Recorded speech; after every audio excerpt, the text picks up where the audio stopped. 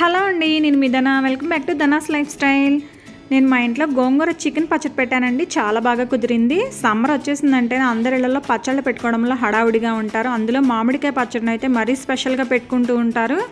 అలాగే నేను ఇక్కడ గోంగూర చికెన్ పచ్చడి పెట్టానండి. చాలా బాగా కుదిరింది. గోంగూరని మాకు తెలిసిన వాళ్ళు వాళ్ళ ఫామ్ హౌస్ నుంచి తీసుకొచ్చి ఇచ్చారు.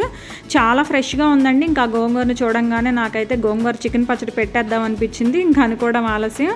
అన్నిటిని ప్రిపేర్ చేసి పెట్టుకున్నానండి. చక్కగా అన్నిటిని ముందే ప్రిపేర్ చేసి పెట్టుకున్నామంటే పచ్చడిని చాలా ఈజీగా కలిపేసుకోవచ్చండి. మీరు కూడా తప్పకుండా ట్రై చేయండి. ఈ గోంగూర చికెన్ పచ్చడి చాలా టేస్టీగా ఉంటుంది. ఇలా రెడీ చేసుకుని ఈ గోంగూర చికెన్ పచ్చడిని వేడన్నంలో కలుపుకొని తిన్నామంటే చాలా టేస్టీగా ఉంటుందండి. మీరు కూడా ట్రై చేయాలనుకుంటున్నారా? ఫుల్ వీడియో కింద డిస్క్రిప్షన్లో పెడతాను, చూసి ట్రై చేసి ఎలా వచ్చిందో నాకు కామెంట్ చేయండి. ఈ గోంగూర చికెన్ పచ్చడి అంటే మా పెద్దాడికి చాలా ఇష్టం అండి. వాడి కోసమే పెడుతున్నాను. ఇలా రెడీ చేసుకున్న దీన్ని గాజు సీసాలో స్టోర్ చేసుకున్నామంటే చాలా రోజులు ఫ్రెష్గా ఉంటుంది. అలాగే మీరు ట్రై చేయండి. నా వీడియోకి లైక్ కొట్టండి.